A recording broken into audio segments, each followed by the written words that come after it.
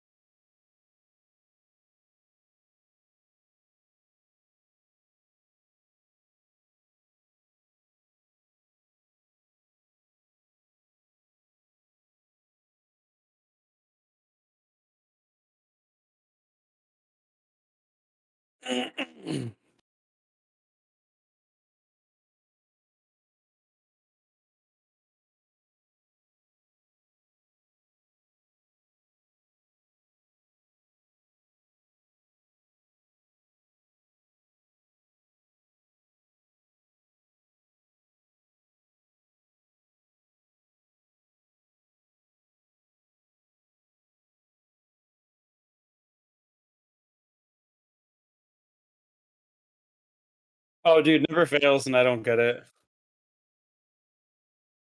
We talk all day about this and that, and then like magic cards and stuff, and this and that, and then like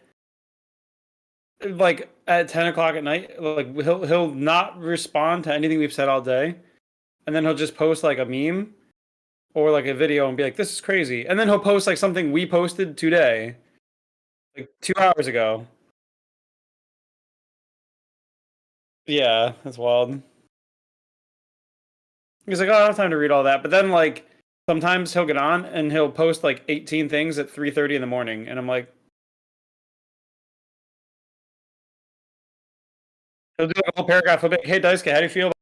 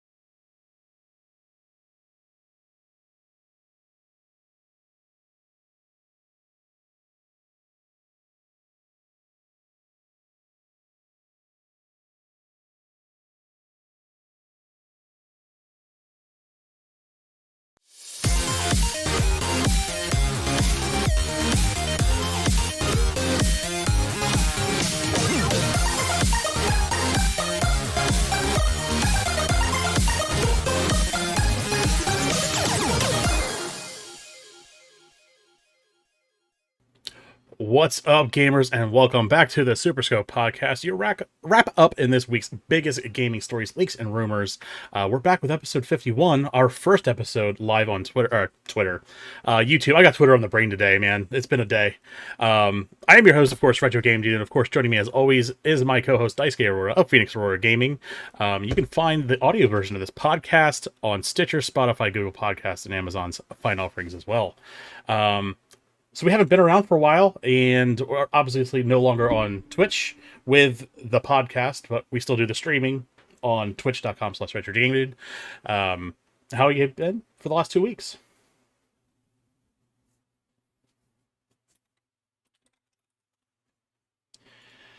Was it three? I guess, well, two episode slots off. 3 weeks, 2 episode slots, kind of, I guess.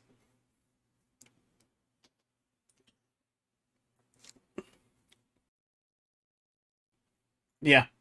Well, I got busy on vacation, and it was like, okay, I got a bunch of shit I need to get taken care of, and then I had some like unforeseen circumstances happen. Oh, it was the lawnmower. The goddamn lawnmower needed a starter changed on it, and it's kind of like I spent half the day getting the battery out and in of it, and it wasn't the battery, it was the starter, and it's a whole mess. I'm not gonna get into it, but it's a little bit outside of my skill house just because bolts are fused up, and that's just not stuff I fuck with. So that's where we're at with that.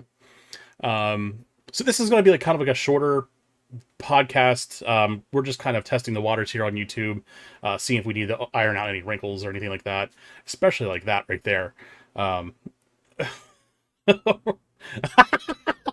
no, now your camera's all fucked up. Oh, I can't hear me in Discord. Wild. So Discord's been also giving us a lot of problems as far as audio. So we're gonna try and fix that real quick. Can you hear me now?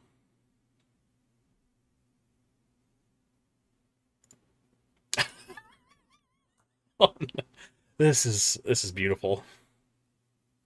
You can. Okay, wonderful. Let's try and fix your camera here.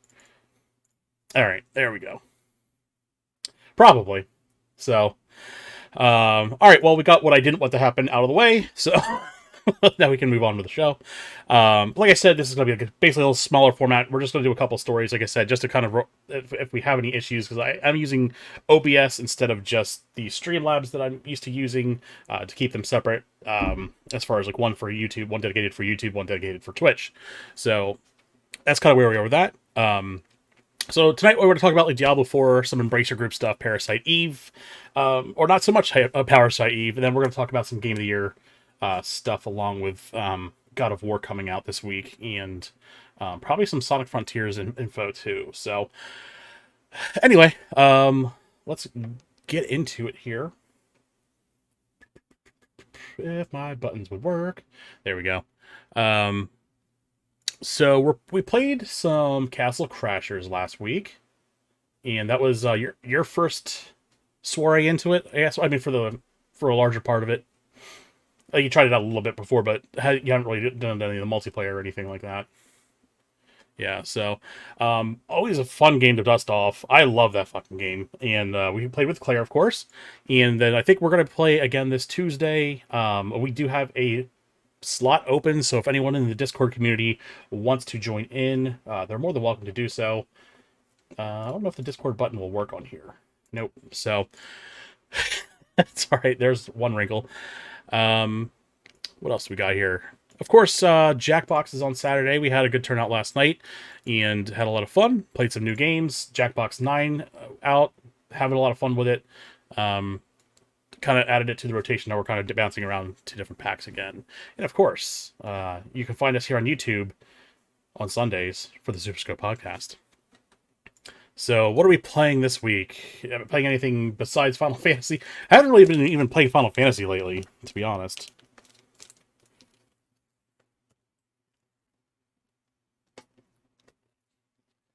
Mm-hmm. Yeah,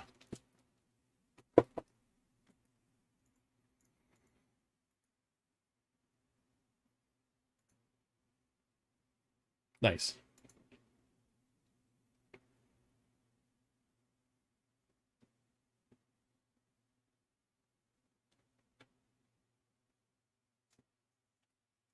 Hmm.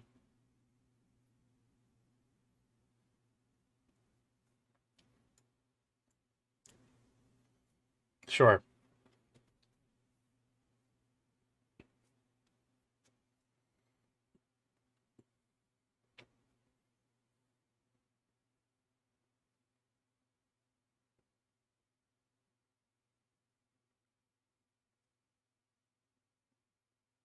Hmm.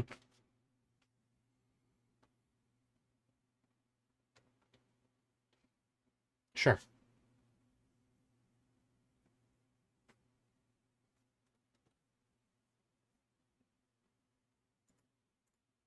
I Um, can't hear Will. Okay. Great. Fuck it. We'll do a do-over next week. I don't care. So, you're playing Fallout. yeah, that's on my list of Cool. things to do. Very Can't hear nice. Will, can't hear Will. Um, yeah. So last week too, we were playing. Or last couple weeks, we're playing the Faith Unholy Trinity game. Had a lot of fun with that. I like the format we did it. Where it was kind of like a faceless playthrough. We just kind of did some narrative as we played. I really like Yeah. doing that. I'd like to kind of dig into more of that in the future if you're down too. Obviously, that's your time if you want to do that or not. But Oh, dude, I'm here for it. cool. We need to, you know what we need to do? Um, we need to get you to play Spooky Jump Scare Mansion next. Spooky Jump Scare Mansion. I'm here. I'm here for it. Yeah, dude. Oh my God, have you not seen that? I think Uh-uh. I did I show it to you, or maybe I Probably, mentioned but it to there's so you. many of those like dime a dozen like horror games on Steam. I can't keep track of them all. It's like, Oh man, is that the one with like that little anime floating vampire thing that chases you around, or kind of. Yeah, it's like it's intentionally cheesy. right? And It's great then though. it gets weird. Yeah. Kind It's of great. lures you in with a cheese. Yeah, absolutely. Nice, nice. Um, I started playing, and this is kind of like two things in one. I picked up the Nreal glasses. They're awesome as shit. The quick Hmm. review, they look great. It looks like having like an organic LED screen right in your eyes.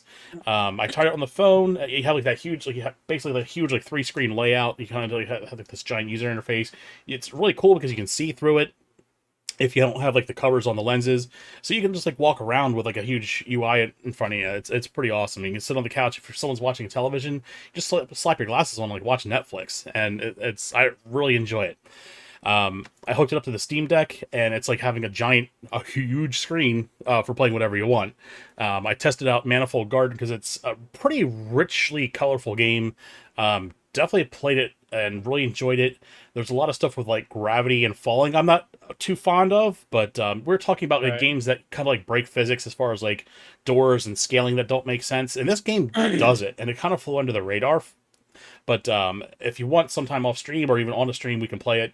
I'd have you check it out because it does like that thing where it's like you have like a big rectangle with a door in it. You can like walk through it, and there's like a whole world in it. But if you walk around the rectangle, it's just the rectangle. So Oh yeah, that's cool. they do a really good job of that. It's all seamless. It plays very well. You can play it on just like you can probably play this thing on a mobile phone because it's just really an optimized but great looking game. Hmm. But yeah, the Nreal glasses. I mean, if you're looking for that kind of experience, I'm really impressed with like the speakers on the ear brims because they shoot the audio into your ear, and if you take them off, you really can't hear them. So it really kind of gives That's like a nice funny. private experience if you're like watching something on Netflix Yeah. and you want to watch it in bed and you don't want to wake someone up. You could easily watch Netflix or a show or a movie like next to your partner or whoever else is in your bed, your dog. If you don't wake your dog up, um, they work. Yeah. They do a great job. It must be something with the shape of like the ear thing, just kind of shooting the audio directly into your ear. But yeah, I really enjoy it. And you can always bring like Bluetooth heads, like Bluetooth earphones, if you want to use earbuds instead, to have like a more rich environment or a rich audio environment. Definitely that option's there still too.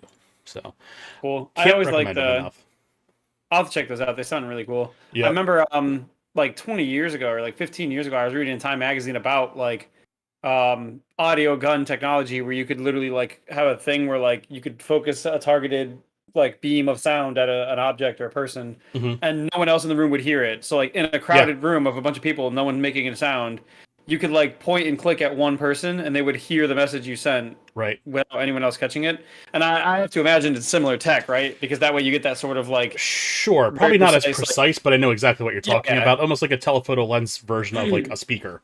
But right. yeah, you could absolutely do that. I mean, it's probably like pretty close, but a little less No, yeah, engineered. because But that tech is probably like very high end tech, and this wasn't necessary. You're wearing the tech, you're already right. going to be right there. It's cool stuff though. Sure. I'll have to try these. Have you cooked with them yet? Cooked with them? No. Oh, okay. Define I'll have to cooked. see if. Oh, well, I was hoping that like if you like like the other day I cooked some nice chicken breasts in the oven. I was hoping I could pop them on the cutting board and like VATS target them and be like maybe get like some Metal Gear like blade mode or something, right? Hell yeah. Just Dude, like, you yeah, got hell yeah, like dude. I'm it ready like starts for it. playing like the Metal Gear Rising music and you like getting like just like damage numbers in the chicken. That'd be so cool. Probably not practical. Probably not. Um, I'd love to see someone engineer it though. I'd be all the fuck about it.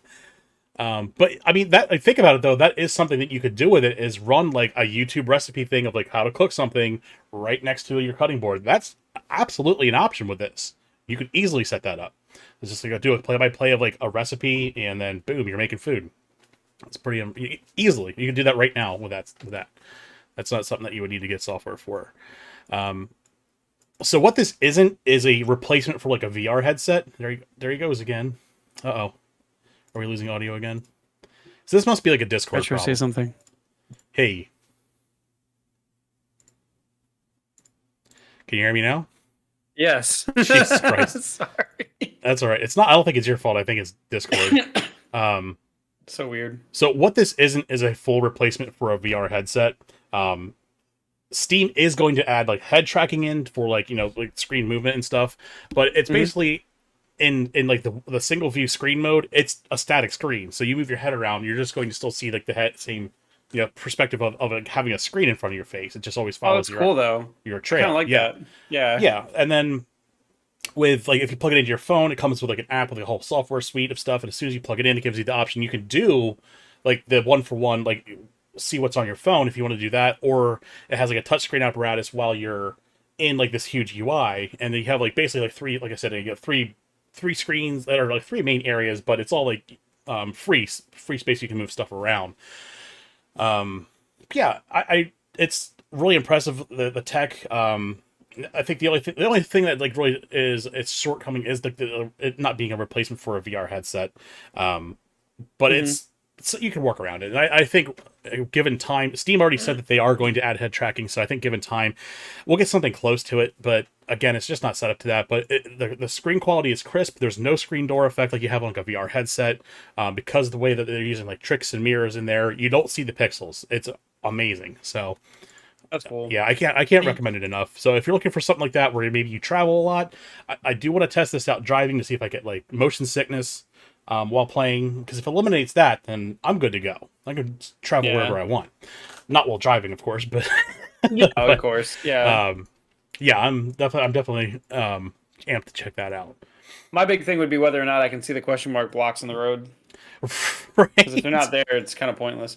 No, what was I gonna say though? I feel like the whole like how they function as a VR headset for like gaming and stuff wouldn't matter to me, because I think 90% of me wanting them would be just to wear around and like Sure.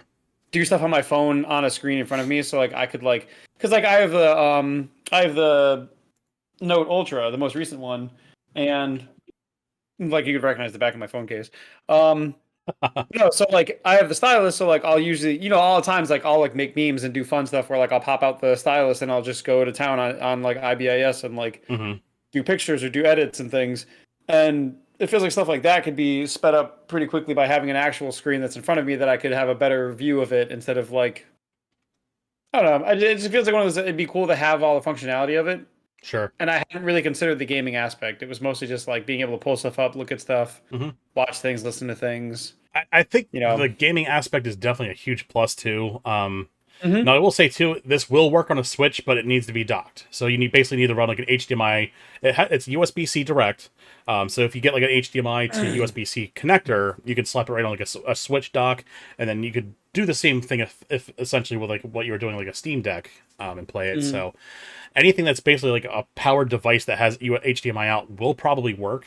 I haven't tested it on much else, but this is what I wanted it for. I wanted it for like a phone and for like a Steam Deck. You can do it on a PC, I would assume. I haven't gotten there yet. I could run it as a third monitor too, which if I wanted to, so I might look into that.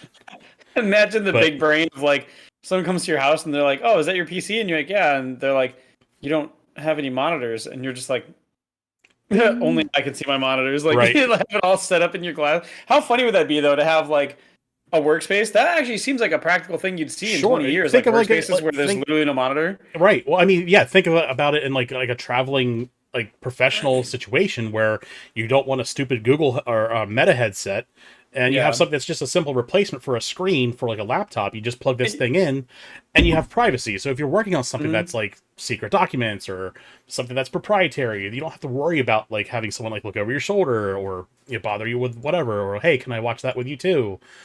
Oh, totally. Well, even like, dude, even little things like I'll be in the car and Uh-huh. like a trailer for a game I want to check out will pop up, and it's like we're in the car driving, kid, music's playing. It'd be really weird for me to like pull my phone and be like, "Oh, I'm gonna watch this trailer over here in the corner while the music plays and you guys are driving and talking to Right. me and stuff." Like, but at least if I could just be like, "Oh, cool, a trailer," and like just watch it like this and not Yeah. have to worry about it being like, "Oh yeah, I'm doing a thing over here." Like the sounds contained, the visuals are contained. Like, Hmm.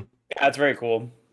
Yeah, the AR user interface is really impressive. I can't recommend it enough. So if you have a couple $100 sitting around, you want to pick one up, I would absolutely recommend it. So Yeah, it's on my short list of things I think I want to get next. cool. I know. I also had a plan to grab something like that anyway, just because I spend so much time watching the Retro Game Dude streams that I can't just be doing that all the time. Like I do it on the bus right now, and I do it like, out in public at Disney, and people are like, "What are you doing? Why are you watching this guy? It's loud. You're in line Right, for a ride. Sir, you need to put your phone away." And I'm like, "Oh, it right. sucks." How did you get into this high school locker room? Yeah, I well, hate when like, that like happens. you can't be in here. This is a government building, and I'm like, "Oh, Sir, this is a Wendy's. obviously I'm here." Um, it sounds like you guys messed up. Right. That's like I'm not the one getting paid to not be here. You guys fucked up.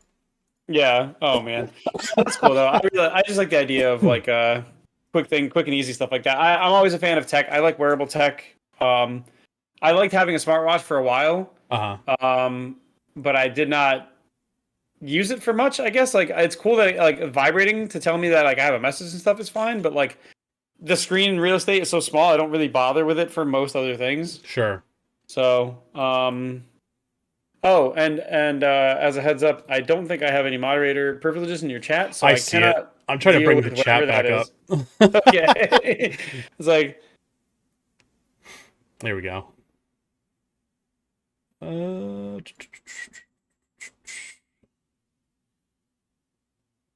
no man. Yeah, no, I do like that kind of stuff. It's just I didn't want like because I remember when Google Glass was a thing, we were talking about that before. And it didn't seem super practical. It seemed kind of like clunky, is what I heard. mhm. So I'm glad to see that the tech got refined. Oh, absolutely. I can make Claire a moderator. There you go. And if you want to type in the chat, Daisuke, I'll make you a moderator too. So that's one thing I have to look into is the spam bots. Yeah. Weenus. Well, I mean, makes it feels like it fit. It do. Oh, it do. All right. Let's move on to the show. But of course, let's talk about some social media accounts. You can find me on Game Dude Retro on Twitter. It's Game Dude Retro. Superscope Cast is the official Twitter podcast app or account. And then you can find me on Twitch and YouTube, Retro Game Dude. And let's get into our sponsor real quick. It's over at handheldlegend.com. use code RetroGameDude at checkout. Get all kinds of cool things. I was going to film some B-roll on my vacation. I forgot. I'm sorry, but you can do all kinds of cool things like get some backlit screens for your Game Boy Color, Neo Geo Pocket, Game Boy Advance. Get plexiglass displays. They're really cool. You can get them all etched and customized. All that kind of cool stuff. If you want to reshell your Game Boy as well, hey, what you got there? It's totally a Game Boy that I customized to Handheld Legend. Nice. Yeah, all kinds of stuff over there. handheldlegend.com/retrogamedude. Use RetroGameDude at checkout to get $10 off your first purchase. And I get a little taste of that kickback, and I can reinvest that into the channel. So I do appreciate everyone who has used that code in the past and who will use it in the future. Thank you much. Look at this. Look how pretty the screen was with the new screen. Nice. It's gorgeous. Nice. I loaded up a Magic card at full resolution on a Game Boy cartridge. Check that out. That's impressive. Don't look into that. I won't. All right, so let's get into some quick headlines for the week. We did get some rumors about Diablo 4 possibly targeting an April 2023 release with an open beta in February. So it gives them about 2 months to kind of get some player feedback and then kind of tweak it. Of course, people obviously are anxious to see what this game is going to play like. You played the mobile app. You said it was play mechanic wise, great game. Monetization, not so great. It's simultaneously like the best and worst Diablo experience you can have. Fair. It's so wild because like if you can avoid any of the monetization part and just play it like a free Diablo game, and you ignore like the end game where like you have to grind for until I'm on Social Security to actually make a difference. The actual gameplay, the core loops, the mechanics, the story and stuff, all the little bits and pieces that make it run up until you get to like what's it called, where you move into like the harder tier world. Mm-hmm. Up until that point, it's actually a pretty phenomenal game. And then it moves into like, hey, you're not really going to make progress unless you buy stuff. Hey, you can't really go run these dungeons now unless you've got a friend to run with you. Like these little things that sort of try to pigeonhole you into like certain play styles or certain mechanics and things. Sure. Outside of that, if that stuff was missing and you had an end game that was built like the main game was, I think you'd have a great Diablo experience. And Sure. There's people have been speculating about whether or not Diablo 4 is going to do like the $60 game, none of the junk, or if they're going to like how much of it's going to really reflect over. Yeah. Well, they swear up and down that it's just going to be cosmetics. I mean, we know other companies can do just cosmetics, but then I just don't trust Activision to do that. I don't. Right, like we've seen. I mean, yeah, you can see games do. Was it a working monetization model? Yeah, we've seen. Was it Crash Bandicoot Racing, where they're like, "Oh, this is no DLC and no pay for stuff." Reviews drop. All of a sudden, there's a pay for store in there. So it's, yeah, absolutely. I'd love to trust that it's not going to be dog shit, but again, I really can't trust it. So we'll see over time. Maybe Microsoft will kind of like keep them with their word. I don't know. That still has yet to go through. So. I don't know. We'll see. A lot of people have said you might see like battle pass style systems where it's like, well, paid battle pass, because like we kind of get that now with a lot of other games like season passes and battle passes. Right. I'm sure like, they'll do that. They could kind of weasel it in and be like, well, you don't need to buy it, so it is sort of extra. Or like the battle pass is mostly cosmetics and like in-game currency you can earn elsewhere. So like we're not really charging you for anything that's exclusive here. And it's like, okay, yeah, we're doing this thing. Like, right. I'm sure that's what it'll be. Absolutely.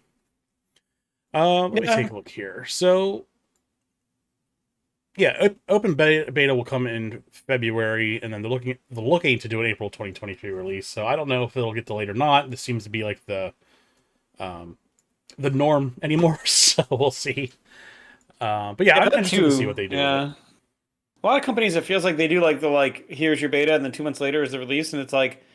But then they find out during the 2 month window that there was more things to be done than they gave themselves time for. Mm-hmm. And they either delay or they crunch, and then things don't get fixed. And then you have like bugs at launch that were like identified in the beta and people didn't handle. And it's like, I don't know. I mean, it really comes down to like how much they think is going to be wrong from the beta, like how much needs to be fixed. Right. Because if they're expecting a pretty tight beta with little problems, then yeah, 2 months is plenty of time to make the changes and polish and fix things. Sure. But if you say, beta in February, release in April, and then in February, like large swaths of the mechanics are broken, you can't honestly be like, well, we'll have it done by like April. There's no way. So it's Yeah, I it's mean, tough to have to do that. we saw what condition like Halo Infinite came out, and like I said, that was going Yeah. to perpetually put them behind the eight ball. hmm So, I think, from my perspective, I think what companies should do, it seems like the best move to me would be like, I think Diablo 4 should have a 2023 release date and just be like 2023 TBA. mhm. Do your beta in February and maybe tell people like you're still aiming for 2023. And then depending on how that beta goes, like if you tell people it's out in April and you don't have enough time to actually fix things and You're problems gonna happen get and you death either threats. delay, Not yeah, to you say that either that's delay right, but or, you know how of course. Twitter is. But either way, if you tell people beta February, release in April, and then you don't have enough time to fix stuff, either the stuff doesn't get fixed and what the fuck is wrong with you guys, or you delay, in which case you'll still get a lot of what the fuck is wrong with you guys replies. Whereas if you tell people it's coming sometime 2023, the beta is in February, and then the beta happens in February, and it takes you 6 months to fix it, then around July you're like, hey, next month it comes out. You're not going to get that much complaints. You're going to Sure. get people saying maybe like, hey, where's Diablo? When is it coming out? But if you don't actually commit to the date, people won't really get that mad about it until you have a date. Right. And you have the upside of being like, yeah, it'll be sometime this year. And then if February goes smoothly and you want to put it out in April, you just midway through March, you just say, "Hey, 2 weeks till Diablo," and people are like, "Holy shit!" You'll never get a bad reaction from that. It feels Mhm. like. How many times have we seen Nintendo? Remember, Nintendo swapped over and moved Xenoblade a lot closer. All of a sudden, Xenoblade was like coming up, and nobody complains about that stuff. Like, especially if you set a further out date and then you move it up, nobody ever complains about that Sure. ever. And we saw that with No one's Nintendo. Nobody's like, oh, Diablo said Christmas, but then it came out in June, and now I can't play because it was on my Christmas list, and Mom won't buy it for me. Like that doesn't happen. Right. So I think the best way to go is to like try not to give hard dates until hard dates are locked in, and it feels like nobody does that. People give these dates, and then they're like, yeah, we'll do the beta, and then 2 weeks later the launch, and you're like, are you sure that's a good idea? And they're like, yeah, it'll be fine. What's the worst that could happen? Cyberpunk, and it's like, well, I mean, yeah. Right. That's exactly what could happen, and that's why everyone's delaying games now because they don't want to be the next Cyberpunk. Tons of them. But I will say, I actually just finished Cyberpunk. I should have talked about that earlier, but I had a really good time with it. I only did one ending so far, but I really enjoyed that game. And Yeah. the world, they finally fixed it. Definitely still some glitches left, and it just seems like the more longer you played it, the weirder it got until you like quit the game then restarted it. But it definitely, I mean, Yeah. they definitely cleaned it up. I've heard a lot of people say that Yeah. you'll still have bugs in that game, but the bugs that are there now are mostly like these sort of snowball things where like Hmm. you can kind of just get out of it and go back in to fix. Right. That's funny. It must be some sort of like compounding problem where like errors cause errors down the road Sure. or whatever. Some kind of like math buffer or something weird. I don't know. Yeah, like one of those like when things start to go wrong and then a bunch of things start to go wrong because they're all working off things that went wrong already. Yeah. Exactly. Like a cascade kind of thing. Yeah, exactly. I guess like a cascade failure kind of problem. Yeah. All right. Well, let's move on. Embracer Group bought up a bunch of studios from Square, obviously, a couple months ago. And they just shut down Montreal Video Game Studio. And the nice thing is they said that most employees are going to get rolled into their other studios, probably other Square acquisitions, I would have to assume. This Montreal Video Game Studio was responsible for the Deus Ex and Tomb Raider mobile games and not really much else. And so, yeah, nothing of value was really lost as far as development. Downer saying, "What happened here?" We're on YouTube now. That's what happened. The Embracer Group has been doing more embracing. They have. I think this company is kind of like a sleeper company at this point, and they're quietly making, well, not quietly, but they're making like acquisitions, but it doesn't hit the headlines as hard as like Microsoft buying Activision or something like that. But they have been company formerly known as THQ Nordic. I mean, they've been buying up and buying up and buying up stuff. So I think so far it looks like they're doing it well. Not to shit on consumers, so let's hope that they keep doing that. We just saw them buy up Limited Run. Like I said, probably because of that Carbon engine that Limited Run has with developing and porting old games to like newer modern consoles and having like that user interface for like modern and like a modern interface. So I don't know, we'll see. the only thing is, like, I think this is kind of a more of an expected situation in this. It's kind of like they're not really trying to punch into mobile gaming, and these games didn't really, I would say, knock it out of the park in the first place because, my opinion on mobile games in the first place. So, Oh, totally. Yeah. Yeah. all Rightfully right, so. You want to hear what I have a conspiracy theory for you. hit it. Do you want to? So I think here's the plan. Embracer Group picked up limited run games, not because of the limited run stuff, but because they're a physical producer. Mm-hmm. They can actually manufacture.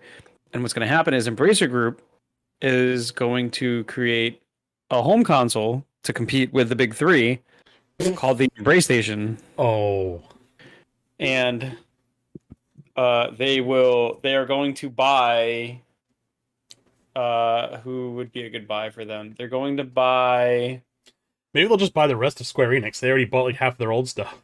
well, yeah, that's true. They did kind of like tag sale Square Enix, didn't they? Mm-hmm. Like Square Enix bought a bunch of boxes down from the basement or up from the basement. Yeah. They were like, "Oh, what are these?" Like like dusted them off, and they were like, "Oh, we'll give you $10 for both of these." Like, Yeah. yeah. No, yeah. I mean, I guess we'll have to wait and see. I know there's been a lot of like, was Embracer Group the same situation that happened where maybe not. I know they bought a bunch of stuff. What was the other thing that happened? Somebody acquired, like Fansly acquired a bunch of things, or they got acquired. Not Fansly. Is that not the name of whatever that is? No, it's fandom. They do Something all like they that. they do all like the pop culture Wikipedia. I know the Zeldapedia was the big one that said That they they didn't want to left. get snagged. Right. So So they left and went out on their own and went independent. Gotcha. I just Yeah. remember like, yeah, because a lot of like this like fan wiki pages were worried because like they already weren't in the best positions, but then on top of that it was like, I guess there was a lot of worry that I think under the current system even like those pages disappear if they're not active or something. Mm-hmm. But only like the company who did the buying is the one who does that. And now that they bought a bunch of other ones like the ones that Zeldapedia was in, they were worried all those things are eventually going to just get like kind of cleared when they're not being used as much. Sure. So I know from like a conservation standpoint, it sucks, right? Because consolidating this media and then putting it in a position to maybe get deleted down the road is awful. Mm-hmm. I for some reason I thought that was Embracer, but I forget who that was. Somebody else did that. Yeah, that's I forget, it's fan something, but they bought up like TV Guide and a bunch of other like gaming, like Game Facts. Yeah, they got GameFAQs. That's right. Yeah, GameSpot and a bunch of other stuff we talked about on the show. Yeah. It's just one of those like it's unless the consolidation happening in general is usually a bad thing. It only tends to work out when it's under like a really good company, but even then, there's still that problem of like one day that company getting bought by like Milan Rusk or somebody and making it a shit hole overnight. Right. Who would do such that. a thing? Yeah, so it was fandom. I was right. That was they bought Metacritic, Fandom. GameSpot, TV Guide, Fanatical, Screen Junkies, GameFAQs, Giant Bomb, Cord Cutters, Comic View, Comic Vine, Bomb, Screen Junkies, wow. and a couple other things. Yeah, so Only some names that you recognize, yeah. oh yeah, that's a lot. I mean, Metacritic, obviously. I mean, that's become a staple in internet discussion about Game of the Year. Yeah. GameSpot's always been huge for game news. GameFAQs has been around since, I mean, forever. That was like the OG, like looking up, game stuff. Oh yeah, as far back as I can remember. Yeah. Huh. So, yeah, we'll keep an eye on the Embracer Group. I know I expect some big things out of them. They got a little bit of everything right now, and I'm sure they have some big plans in the future. So hopefully, we'll see some good stuff out of them here. I'm not really too sure what they're going to do with Montreal Eidos, as far as I know the Tomb Raider or a Deus Ex. I'd love to see another Deus Ex game, but it's a bummer because like it feels like Deus Ex is in that same. I'll tell you what they aren't going to buy is G4 TV. Oh no! I'm just glad I got to watch that channel die twice after they fucked Tech TV. Good riddance. I wonder if it feels like Deus Ex would have a good spot to be like a competitor to like Cyberpunk in the same genre, Hell same yeah. line, if they actually did something with it. Right. Do Tomb Raider might be a little saturated. I couldn't tell you for sure. Yeah, it's not a It game feels like I've with ever Last of gotten Us and into. Uncharted and games of that nature, I've never been big into that stuff. Yeah. Well, it feels like you have plenty of options to just dick around, like Far Cry. You have plenty of options to like go do things. They'd have to kind of retool Tomb Raider to be a little bit more about the exploration, or maybe like the locales that you went to. Yeah, I totally agree with you there. But to be fair, I didn't play any of the Tomb Raider like redo trilogy on like 360, Xbox One, Mm-hmm. and I heard they were good. So maybe they already have a good formula, and they just need to kind of keep going with it. Sure. And wasn't one of those like a Game of the Year contender? Was it Shadow of the Tomb Raider? Maybe I swear one of the Tomb Raider games was I don't know really if it was positively Shadow received. of the Tomb Raider, but it was, yeah, I know there was like Original? the last couple of them. Like Tomb one Raider? was like really well received, one was not well received. I think it was Shadow that was not, but I could Oh, be wrong. maybe. I think like base like Tomb Raider reboot got a lot of acclaim Mm-hmm. for doing a good job. And I could have sworn that trilogy finished out strong. Star Wars. Mm-hmm. All right. Take it as you will. I don't know anything about Star Wars. You don't? No, I just meant like because like I know people always say 4 through 6, 5 was the weak one, Mm-hmm. Yeah. but I know like with 7 through 9, 8 was definitely the one everyone hated. And then 1, 2, and 3, it feels like 2 was everyone's least favorite again. So it's just this weird habit of like the middle ones always being bad or something. The only 8 was okay. I don't like the last trilogy. I think it was fucking garbage, but I did really enjoy that scene in 8 where like they hit that ship in a warp drive and like caused that mass shadow to just wreck all those ships. That was fucking cool. And a lot of people bitched about that. I'm like, that's like the only thing that they got right with the Star Wars lore since Disney bought them. And I'm like, that mass shadow shit was like a big technological problem that they had to overcome developing the warp drive stuff. I'm not going to get into it in this podcast. Let's move on. So we saw Square kind of renew the trademark for symbiogenesis. A lot of people thought this was going to be Parasite Eve, because I think that was the code name. The code name for the Parasite Eve development was symbiogenesis. Unfortunately, that is not the case, and it looks like they're going to be using the name for an NFT art experience. So this is the dog shit that the Square CEO was talking about as far as jumping into it. Weird flex to release it now. I would assume that this was in development during the height of NFTs, and I don't know what they're going to do with this. But wait a second. Hang on a second. Did you make that Symbiogenesis logo, or is that their actual logo? That's their actual logo. Get the fuck out of here. You get the fuck out of here. Hang on a second. Those pieces of shit. No, look at this. Here. Let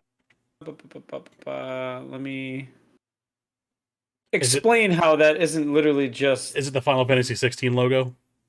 No, it's the Final Fantasy 7 logo with the meteor. Here, look at this. I'll send it to you. Oh, I can see that. Oh, yeah. It's literally like meteor. Circular object with a tail and the text in front. Come on. Yeah. Yeah, that's bad. Man, if you guys are gonna keep doing like, because like that's not a bad design. Use that good design for your cool shit like triangle strategy, and stop using triangle strategies like black, white text, plain text thing. Right. Use that for your NFTs. Jesus Christ. Yeah, that's the thing. Like, it kind of looks like a cool logo, but again, NFTs are not the move, and they never were. Oh man, you know what you needed for this slide for the podcast? We needed you to have a thing up that says project cash grab initiative or something in like in the triangle strategy like letters. Oh yeah, that'd be great. So yeah, that's where we are with that. Project Wallet Harvestella. Oh man, I like it. I'm here for it. Let's roll with it. All right. We've done NFTs up and on the walls. We don't need we don't need to dig into it anymore. If you're not sure why NFTs are bad, Google NFTs and figure it out. No, actually, and I can't remember the name of it. There's actually a like a 2-hour video on YouTube by a guy that went all over Twitter. If you haven't seen it, I'd be surprised. And he broke down in a lot of detail what is wrong with like NFTs in a lot of ways, like with energy consumption, even when ones that don't do energy consumption, what's wrong with them economically, what's wrong with them in terms of like power structures, um, artist rights, and things like that. There's like 8 ways from Sunday that they go wrong, and anyone who tells you their NFT project is like a good NFT project because they circumvent one or two of those bad things, they will not be able to answer for all of those things. They never can. Yep. It's very true. All right. So Nintendo Switch, they released a new firmware update. So 15.0.1 is out. We have some info on that. Did the Switch get firmer? It did get firmer. Nice. Over on Nintendo Pal, you can see here, they resolved some issues with an error code appearing when you're trying to play from DLC from somewhere else other than the primary console. So if you have like multiple consoles or multiple Switches, that's something that was resolved. Resolved an issue preventing screenshots during specific in-game scenes for some games, and of course the old general stability improvements to enhance the user experience. And then they added some bad words to the bad word list in the Japanese language. So nothing too crazy there. So that's where we are with that. Yeah. So if you need more general stability, make sure you go download that firmware now. General stability was not my nickname in college. Oh, damn. Facts. My general stability was a book bag full of Hurricane 40s and getting real salty, getting real fucked up. Anyway, my general stability was a bowl of ramen for breakfast at 2:00 in the afternoon. That's that's pretty on point. All right, so we had some news. Obviously, PSVR 2, that's launching in February. It's coming with a myriad of games. Kind of predictable price point if I had to hazard. We did talk about it here. I was kind of thinking like maybe like the $400 or $500 range. It's coming in at $550, and obviously people are not great or not happy about it. But as far as the tech that they're shoving into these headsets, especially with it just having one cord come out of it, the eye tracking, the new screens, and all that stuff, I'm really not surprised at this price point. The only thing I really have as far as a criticism here is it's not backwards compatible with PSVR. I think that's going to hurt it in the long run. I don't know why. I mean, maybe they can hope that the previous devs of like the older VR titles, they'll port them forward. But we have yet to see if that's ever even going to happen. Yeah, I mean, like from my perspective, the way I've always treated things like the PSVR is that it's like it's like a periphery device for the PlayStation. Mm-hmm. So like the PSVR for the 4, and like if that works with the 5, and then they make a PSVR 2 that also works with the 5, it always just feels to me like this is like sort of like an accessory in a sense where like this shouldn't have like a list of games that only work with this but not the old one. If the old one and the new one both work with the 5, it feels like they should be made compatible. Like, I'm not really a stickler for backward compatibility. If you tell me like the 5 doesn't play 4 games and the 6 doesn't play 5 games, I usually don't care about that stuff. But with accessories like this and peripherals, it almost just feels like the library for this should be tied to the console platform and shouldn't really like adjust to that. Like if, I don't know, it's just weird for me, I guess. And the problem is too, like the games are locked to headsets like that. This is already a niche product. So it's like, it would have been in their best interest to already have like a beefy library of past titles that VR customers have already purchased and have already invested in. Kind of dividing your market already, right? Like, right. So it's like you're fighting over like crumbs, and now you're like slicing those crumbs into pieces. Like, right. So I mean, it's going to have like a batch of games here. It looks like Switchback VR, Crossfire Sierra Squad, Light Brigade, Cities VR, Cosmonius High, Hello Neighbor Search and Rescue, Jurassic World Aftermath Collection, which might be an arcade compilation, which would be interesting. A game called Pistol Whip, Zenith, and then I know Horizon Zero Dawn, something Mountains, that's coming after the fall. Tentacular, and I don't know about all that. Maybe that's a hentai-focused game. That one sounds dangerous. So already, we're not seeing what I would call a blockbuster lineup for launch titles. So I just they want this to be mainstream, but they're not. I mean, this thing is like aiming to be like the next Kinect, where it's just going to be like dead hardware in a couple of years because they're not. Right. I just think that the backwards compatibility is a horrible, horrible idea, or not having it. Yeah. Well, with something like this, you want to take what you can get, and Right. it feels like the effort put into making sure the titles are backward compatible would go a long way to making sure people want to actually get in on this. And there isn't even like an Astro title for launch, which That seems feels weird. really bad because the Astro on the PS5 is supposedly really good for Right. getting you on the console and used to And everything. that's where Astro came from. It was originally like a VR mascot. So yeah, that's a bummer. yeah, I don't know, man. Oh, Down's got a point. Can we play settings VR? 'Cause I'm down for that. Settings VR? Yeah, can I like mess with like? Oh, just the settings? Yeah. Nice. Oh man, that's what the real fun is. Oh yeah. Tweaking your audio, screen brightness. Oh yeah. So You know, I personally I couldn't tell you, dude. Way back on the what was the Nintendo VR? I can't even make the stupid joke. oh, the something boy the or Virtual whatever. Boy. The Virtual Boy. Back in my day, on the Virtual Boy, dude. Oh man, I changed the tint of my red shade so much. That was the weirdest thing about that. Like, you ever see like those like weird eye puzzle things where it's like stare at this for 30 seconds, then close your eyes, and it's Yeah. then open them again. If you played the Virtual Boy long enough, when you like took your eyes out of it, everything was blue because it Because of the it trained your eyes to basically absorb all the red. So you take Oh the my VR headset, God. you're like, holy shit, everything is blue and teal. Like, what the fuck is going on here? And it took like a half an hour for your eyes to like really adjust back. Oh my God. Kind of bad. Your headset off, everything's blue. They're like, nah, you're playing with power. But like, okay. The Virtual Boy has one of the best Wario games just locked on that system. Oh no. And it's so good. Oh, it just drives me nuts. Oh man. But yeah, if anyone has a Virtual Boy emulator out there, you can find them, and then you just dedicates it to like one eye. And you can play it as just like a regular game. But if anyone wants to emulate that Wario game, I highly recommend it because it is a good fucking game.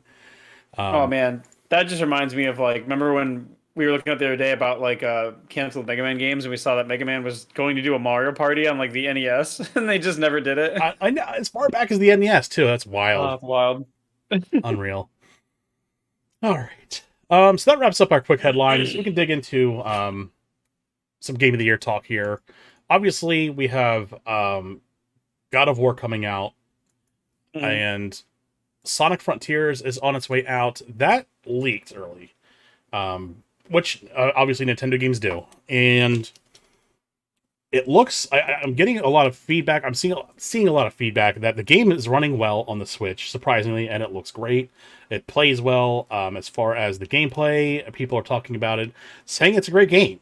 So I'm interested to see what that's going to do. Obviously, it's coming out a day before the God of War, but I'd love to see the Metacritic score on that. I was thinking probably like high 70s, low 80s. That would still blow Sonic Forces out of the water. But sure, we could possibly have another Game of the Year contender here, along with God of War. Yeah, I feel like the only thing that would keep Sonic Frontiers from being a Game of the Year contender is like the negative connotation of Sonic games in general, kind of driving it down or hanging it or dragging it down. Last time I checked, go ahead. Well, because like Sonic Frontiers could literally be like basically a perfect game, but if not many people play it because there's like this negative stigma of Sonic games, and then I mean, as we both know that Game of the Year shows are in a large part, if not entirely, like a popularity contest. So like, you could put out a perfect game, and if your perfect game is an indie game, like it's not going to be Game of the Year. Like. I would love to see Tunic or Ninja Turtles Shredder's Revenge get up there, and I don't think that's going to happen. I'd love to see that aspect too. Sure. But I think like in terms of like, especially like I really enjoyed Tunic, but like the more we mess around with Turtles on streams randomly, the more I realize that game came out almost perfect. I can't think of any bugs or major flaws. Mechanically, it's completely sound. The audio is amazing. Like, it's very much it's like a game. It almost feels like a perfect Super Nintendo game in the modern era. Like, how you would remember those games through the rose-tinted glasses is how that game actually plays now, which is wild to me. And And I know that game's never going to win anything except maybe some kind of indie title I would say because like an it indie doesn't version have of the the big game of the marketing year. push, doesn't have the big marketing thing. Right.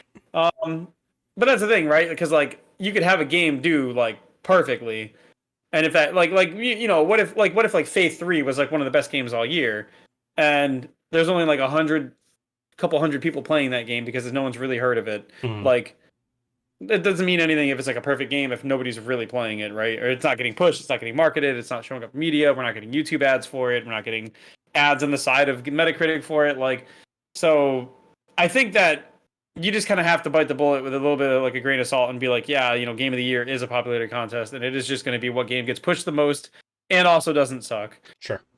Like, but it is what it is. But I would love to see Frontiers either just show up and give them a run for their money, or get something somewhere, because if Frontiers does come out and is really good, I like when those kinds of things are rewarded and recognized. I like when these game studios and game makers get vindication for the products they make, because I Right. hate when like watching a developer be like, I made a really good game, and then it's like, yeah, but your game's not popular, no one played it, and it's like, and they're like, okay, well that sucks, and then maybe they burn out or they don't want to make games anymore, or like they move into the direction of like platinum games where they're like, well, maybe we should chase the money, and then they make shitty games chasing money. Like, I don't know. I guess I just have that qualm with the industry, the way that we treat it like a popularity contest. Yeah, I totally agree. I don't And know what else you could do with I it, think though. people pull Metacritic scores on in arguments too often.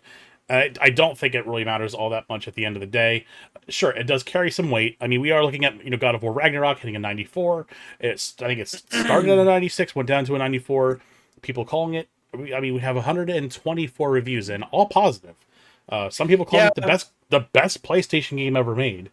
I'm a fan of like I like the idea of Metacritic user scores, but I would like to see.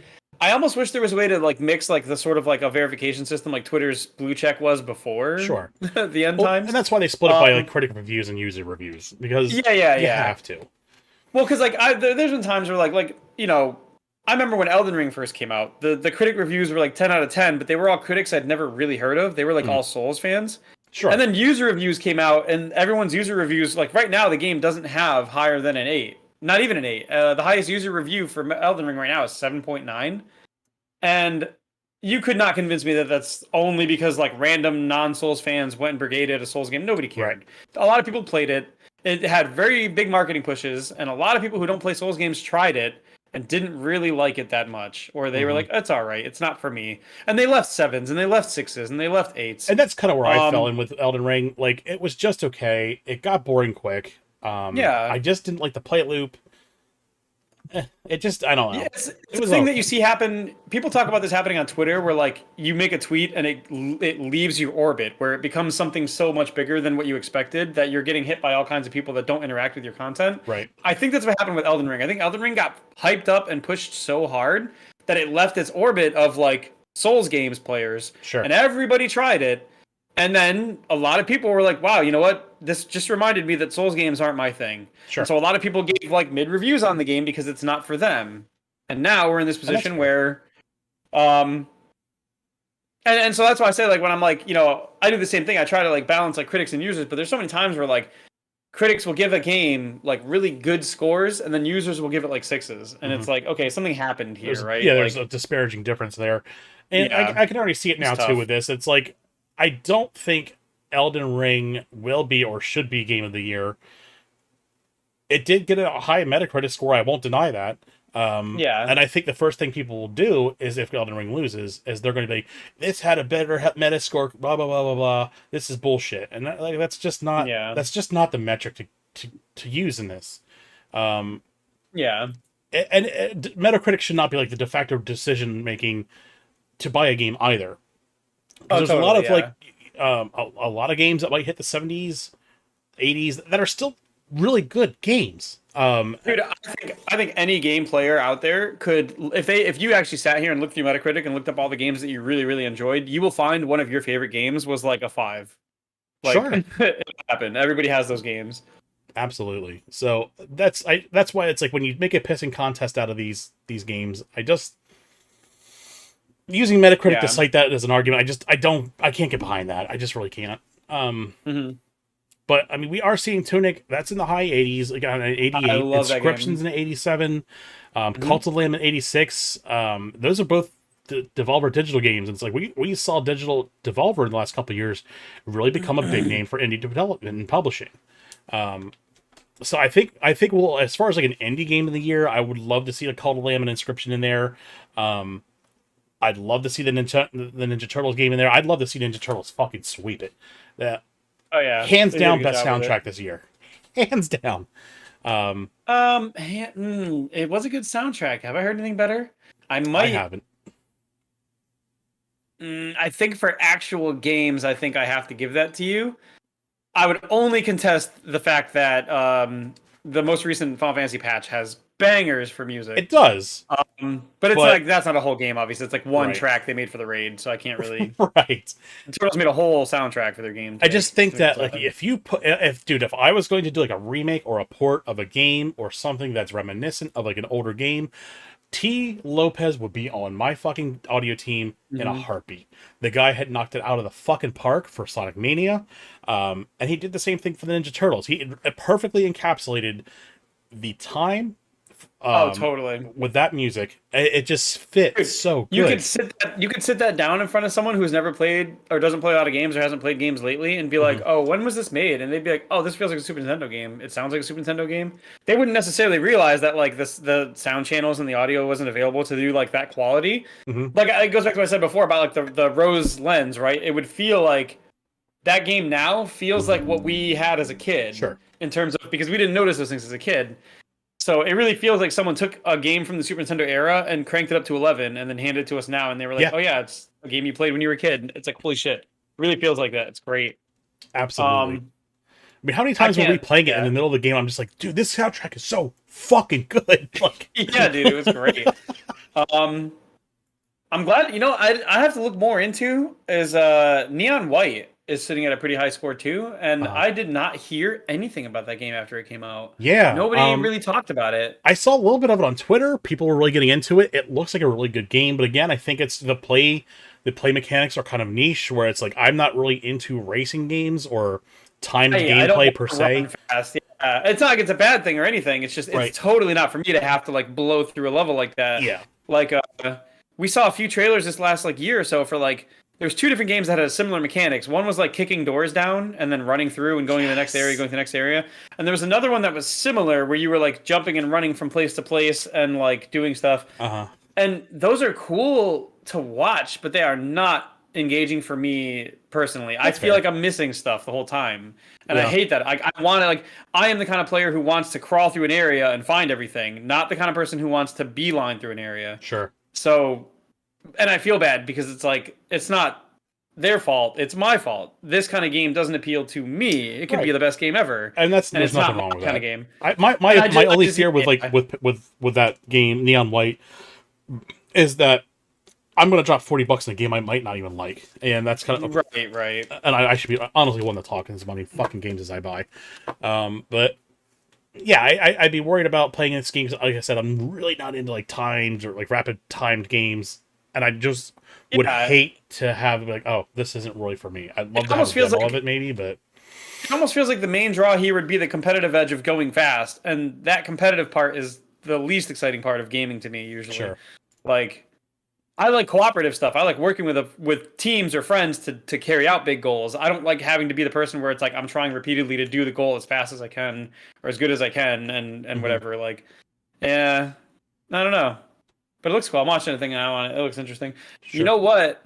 This holiday season is going to be tough because I just realized Harvestella is out. Sonic is Sure out is. like Tuesday. Pokemon is this month. I think God of War is like this month. Like there's think Sonic is going to backseat for me until there's a price drop. yeah. Because once Pokemon comes out, that's all bets are off. I already talked to Clara. Like her and I are definitely going to be playing a lot of the multiplayer stuff. Maybe we'll do some on stream. Right. You're more than welcome, obviously, to join us in the multiplayer aspect too. Yeah. So I think Harvestella takes the backseat first and then probably Sonic second because Yeah.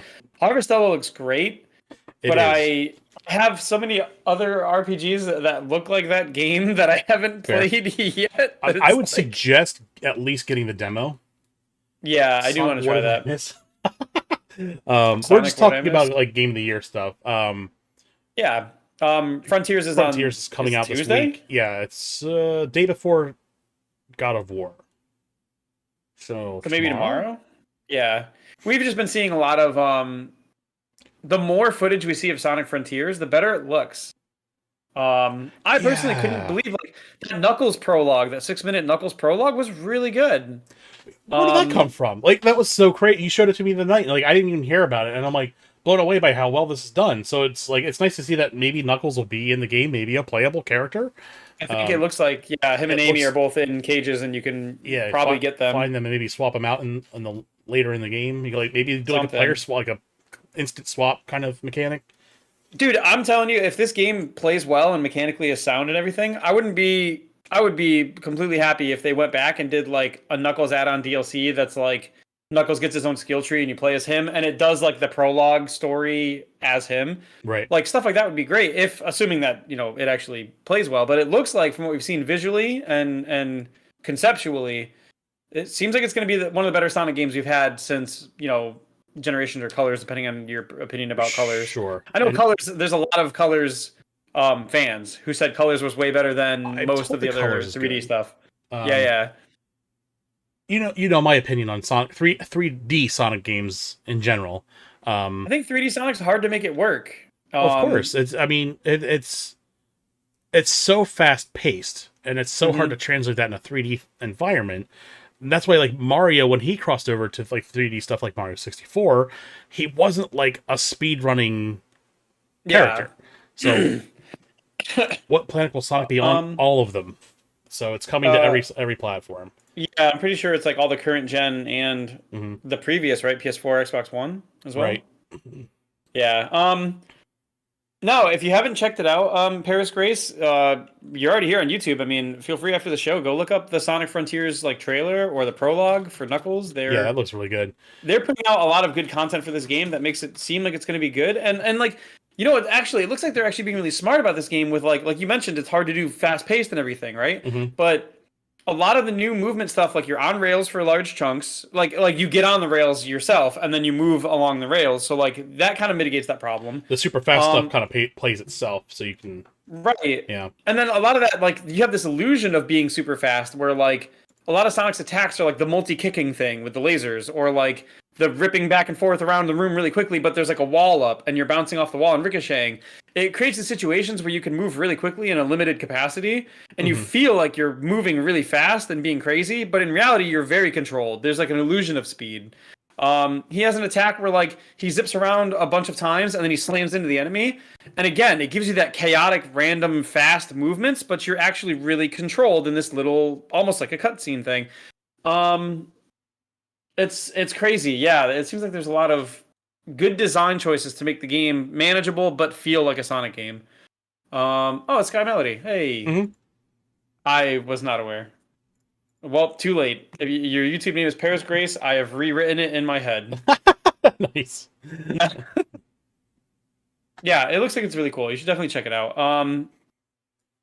Here's hoping that it comes out better than more recent Sonic games. I think it will. And it was just like a weird flex. Like they released that awful trailer, and Sega was like, well, "You don't Oh my understand." god! We're like, "You guys don't understand." It's like being like, you it's guys need to see it, and we're like, well, you're showing us my it though. brother in Like, Christ. It's your job. It's your job to you guys, explain it to us. you guys are picking the footage we see. What do you mean, like, oh, you didn't understand the footage we showed you? But Right. they were right though, because like the first couple trailers, compared with like the most recent trailer I saw today, it's night and day how much better the game looks in the more recent Yes. footage. It's wild. And I remember they did like there was like game footage, like someone clipped game footage of it at an expo, and Mhm. that game footage of like someone playing it explained more of the game than the fucking Yeah. official trailer did at that time. So weird Yeah, flex, absolutely. Sega, but okay. Yeah, So, absolutely. I have a sneaking suspicion we'll probably see Sonic Frontiers in Game of the Year. I don't think it'll win, but I think ittle be in there Same. because there's just I think it's not much else going on this year as far as like big AAA titles with high Metacritic scores.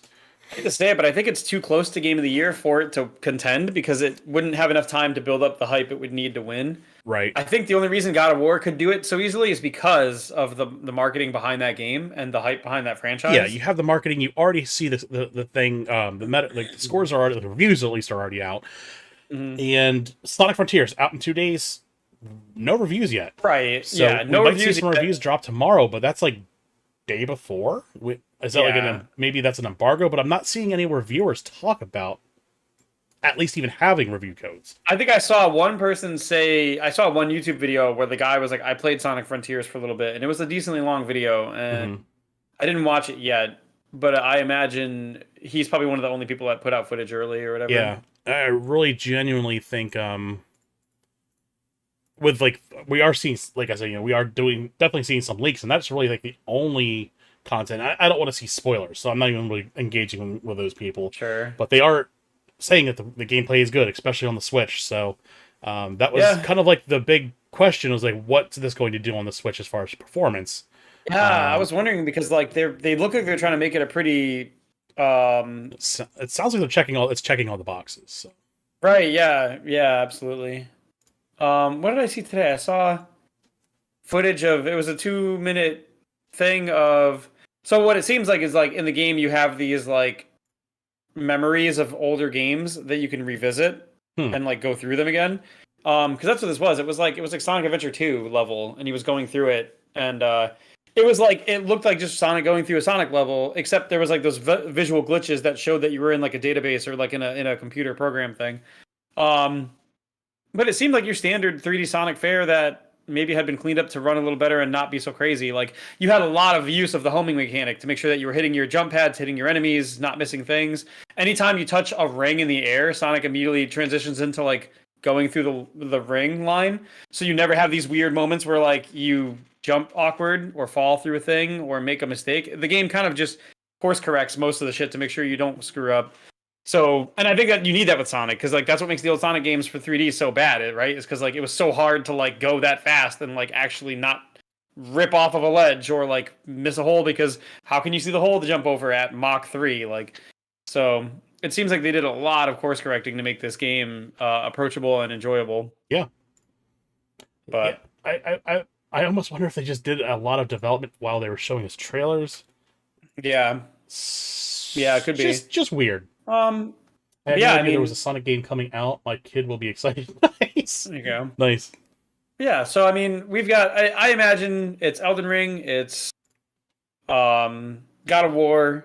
You might see Horizon in there because Horizon also came out this year and did get good reviews. It kind of got embroiled with the whole thing with like Ubisoft and Elden Ring and all this other shit. Um, so I'm not sure how well received it was, but I know it was pretty solid. Mhm. I'd like to see Turtles and Tunic there for what it's worth. Triangle Strategy. I heard nothing bad about that game from most people who played it, but I didn't get to play it myself, so I Yeah. can't really vouch for it. I think maybe we could see that. I think we'll probably see Xenoblade 3. Yeah, definitely Xenoblade. I think Triangle Strategy won't make it because of the same problem that like Turtles and Tunic has. I don't think there's a media machine big enough to push Triangle Strategy into the Game Awards as like a contender. And again, that could easily be considered like an indie title. It's kind of like one of those like Mhm. gray area where it's not really like a real indie Yeah. title, but it's not a fully published, Well, speaking of which, big AAA title. you have Stray, and Stray could easily contend for Game of the Year. Hell yeah. Yeah, that's another weird one too, because that one's again an indie game. Yeah, But- and I also don't think the apparatus is there to push Stray into the spotlight for that. Like, I don't think many people really even talk about Stray right now.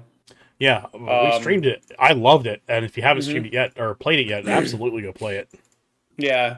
But it's one of those like you could have, we talk about like Stray could be like a perfect game and you really enjoyed everything about it, but that doesn't mean that it's going to get propelled into the spotlight for Game of the Year because not Sure. everybody played it or whatever. So, I think Plague Tale Requiem is supposed to be doing really well, so that could be a contender. That's possible. Kirby came out this year, but I don't think Kirby. Again, I'm pretty sure Kirby was a well-received game, but I don't think it has the push to be a Game of the Year contender. Yeah. Yeah, I don't know. What was the Kirby's game this year called? That mouth mode. Oh my god. What Kirby? What that mouth do? Kirby. I'm looking up Kirby What That Mouth Do, and it's not really giving me anything. Weird. Weird how that works. Kirby, Kirby. Wait, what is the game called? I actually can't find it. What was that game called? That's a great question. I'm not really sure. Is it? That's insane. I literally can't find it. I typed Kirby and I'm looking and I'm not seeing it. What's the blind? deal? Kirby and the Forgotten Land. Why did nothing? Oh wow! Wait. There it is. It took me. I had to like type out half the thing. It pulled an Yeah, I 85. could do like the whole name for it to show up. It wouldn't actually show up for Kirby in the world. Yeah, see that one's an 85 Metascore, 88 users, so it's like that one's obviously in the same level of contention as these other games. Mm-hmm. But I don't think that. I think Kirby came out so long ago and didn't have that like staying power in terms of like in the eye of the public that it's going to be there. I don't think. Sure. Did Metroid Dread count for this year, or did that make it into last year's Game of the Year? That was last year. It was a contender. It was a contender. It was a contender. Yeah. It Takes Two actually ended up winning it out, and that was a kind of like one of those like weird gray areas where it was like Stray, but it kind of like it was like an indie developed game but published by like a large publisher. Yeah. But yeah, that was. I don't know. You never know what you're going to get. And then we had Halo Infinite, User's Choice Game of the Year. It came out 2 days after, 2 days before the Game Awards, and we saw how well Halo Infinite went. Mm-hmm. Fuck that. Yeah. Game. Yeah, because like I remember, I think Metroid Dread and Pokemon Arceus were both really good games that surprised me. I mean, Dread I had high hopes for, and it delivered. Mm-hmm. Arceus I was iffy about going in, but it delivered pretty strongly. But I think those were both considered last year. No, what did we see Arceus for this year? Is a February release, so that could be in. I don't know if that's gonna. See, that's a shame because it's an 83. It's a solid entry with improvements that needed to be. It's a solid entry to the Pokemon franchise with a lot of improvements that needed to be made. Yeah, but I don't think that warrants it getting Game of the Year over, say, God of War. I think if they did a sequel to that and cleaned it up a lot and did a lot more with it, I think they could definitely do I think a sequel could do a Game of the Year. But dude, and I feel bad because like I love that game to death, but it's like really good. There were times the way that like some of the textures were and some of like the Pokemon were like if you were far enough away, they would shift to like a literal 2-frame animation pattern. Right. And it was like I cannot, no matter how much I love this game, I cannot in good faith say that this is the pinnacle of the gaming this year. Like this. Oh yeah, I totally agree. I don't know what they need to do, but I think they should at least bring like the Xenoblade team in to be like, here, this is how you develop an environment for the Switch. Right. Because fuck, dude, they can do a huge fucking I feel like area. There had to be things that there had to be concessions made elsewhere that they could have done that would have made it much better for that. Well, and that's the thing too. It's like you have Creatures Inc., who's kind of like they not necessarily owned by Nintendo, but they work at the Pokemon Company is a combination of like Creatures Inc. and Nintendo. Like Game Freak and stuff, yeah. Game Freak, and they're developing this game, and it's like Nintendo's developing stuff like Breath of the Wild, which came out on the Wii U. Obviously, it came out on the Switch too as a Switch launch title. Sure. It looked infinitely better. So it's like there needs to be some kind of coordination. Like, hey, this background looks like shit. Can we coordinate on something to make this not look like ass? That was my big gripe with it too, is the actual graphics and stuff. Well, and that's what kind of throws me because it's like. You walk into the world and you're like, okay, some of the textures are clearly patterned in a very simple way, and you can see the repeating thing. And some textures are kind of muddy and pop in and don't look great, but there's a lot of stuff going on. But then the stuff going on is like the Pokemon doing 2-frame motions, and it's like boop, boop, boop, boop, okay, but like one of these two things shouldn't be here, right? Like if the game's gonna look subpar, I would assume all the other Pokemon and all the other things are functioning at a high level, and if they're not. Why? Like, then what did we make this concession for if that also looks like it was just a weird. Yeah, it was weird. Yeah, totally agree. There's and like you said, you got stuff like Breath of the Wild, you got stuff like Xenoblade, you got even stuff like Kirby's World. Like you've got games that run like butter and they look pretty good. There's no reason we should be having these weird things like this. But I hate to say it, I kind of think I don't want to say not the development team, but I almost feel like the people at the top weren't expecting anything good to come of it, so they didn't really support it that well. Because I would not be surprised to find out, in a year or two that like a lot of the staff who worked on it were saying like we didn't get the support, we didn't get the time we needed, we didn't get the funding we needed. they cut corners when they could cut corners and told us to make it happen. Like, I wouldn't be surprised in the slightest. But still, a good effort, and I'm glad to. I'm glad to see some of the changes look like they're making their way over to Violet and Scarlet. Not all of them, but at least some, which I'm happy about. Mm. So, when does Violet Scarlet come out? Is that in the Game of the Year contention for this year, or is it technically going to be too late? It comes out. I don't. It's not this week. It might be next week. I know it's sometime this month. That's going to be cutting it real fucking close. Those are always tough, right? Because you don't really get a lot of time to play it and build hype for that game and build a community around it if no one's really played it. And that's the problem too with like Pokemon. It's like they always release their core games in end of October, November. Like Black Friday, last couple releases has been pretty deep into November. So it's hard to carry that over to like a Game of the Year conversation when it's almost been a whole year out and like so many other games have like come out. So it's it feels like there's like the launch window for your game has an effect, because when your game's too close to the Game of the Year thing, it's hard to really get a beat on if it's good enough to be Game of the Year. And if it's too far away, like games like Horizon probably are off the radar now because they came out so long ago. Yeah. The only way that game sticks around and ends up being a Game of the Year contender is if you have like some weird cult that won't leave the game alone. Cough, cough. Who could that be? Probably Triangle Strategy. Yeah. We'll see. But I know I went through. I think me and you both went through and did the Golden Joysticks one, which was up already. To pick all your people, and it was cool to see some of the stuff. Like I did see Turtles in a couple of categories. I think soundtrack and indie, maybe. I think we saw like Final Fantasy was in a couple of areas as well for things like community or like ongoing game. Best ongoing game. Yeah, a couple things. Maybe best DLC or like best DLC or something. Yeah, I think. Some cool stuff. Best community. That was one. Yeah, community. I think I voted for Vampire Survivors for something. I did, yeah. I don't remember what category though. It was something weird. It was like PC games and like there was nothing in there. It was like PC exclusives and there was like nothing there. So I was like, okay. Yeah, it was weird. Well, I guess we'll have to wait and see. What is it, like December usually that kind of event rolls around? I think so. I don't know when the Golden Joysticks is. I think it's sooner, right? And then Game Awards is after. They're already taking nominations, December? so I would assume that it's before the Game Awards, because Game Awards hasn't even really been popping up much yet. We are a little bit early as far as talking about it, which I'm okay with talking about it now. But anyway, yeah, I think the conversation sparked this week because a lot of content creators talking about God of War are looking at God of War and being like, it's going to be Game of the Year because it's the last big release outside of, I guess, like Pokemon. Before that happens. Golden Joysticks looks like it's open now for voting. I don't see anything about when it closes. November 7th, they open voting, which is tomorrow. Oh, Ultimate Game of the Year voting isn't until tomorrow? That's interesting. That's so weird because we already voted for like everything else. Right. That's wild. Oh, that's weird. But yeah, no, I can't. I don't see a date anywhere clear that's like a quick like, hey, this is when it's over. But like you said, if they're opening November, I doubt it runs for more than a month.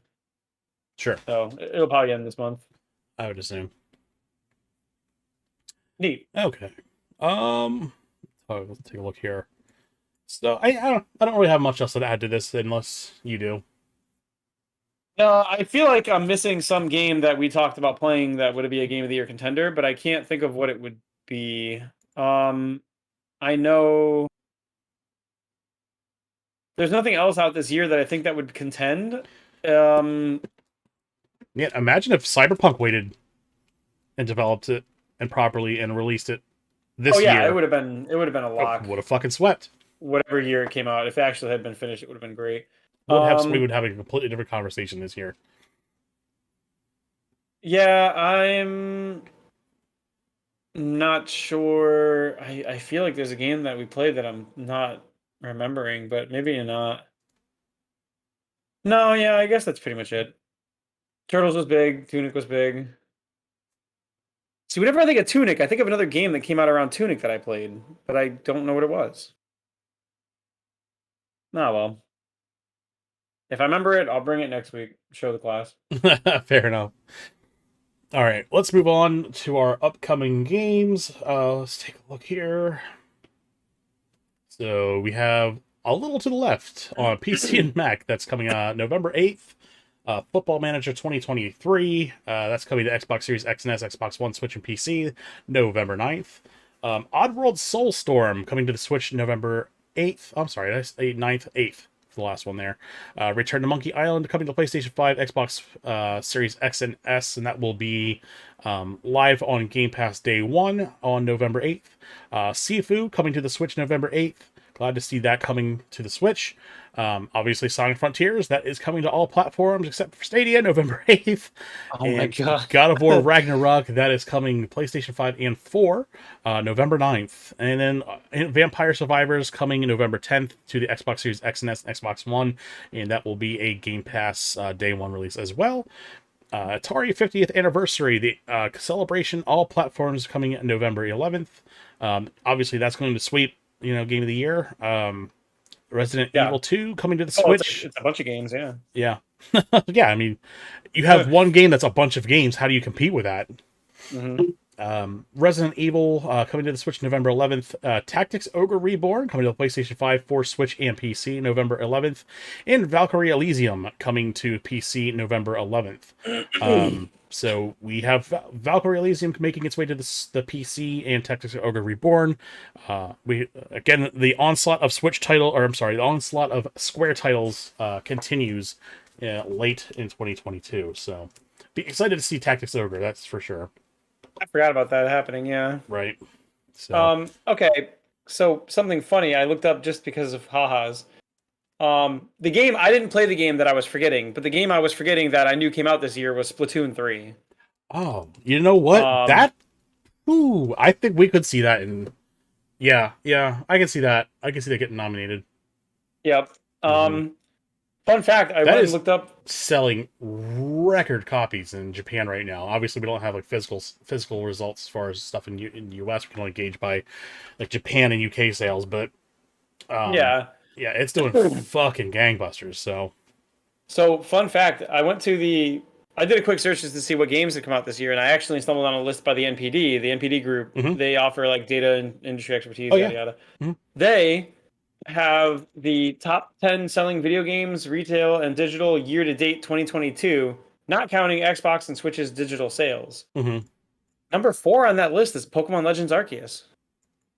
I'm not surprised. That game is actually still selling. It outsold Horizon 2 Forbidden West. I think MPD is just Japan sales, though. I could be wrong. You may be right, but shut up. Wild, though.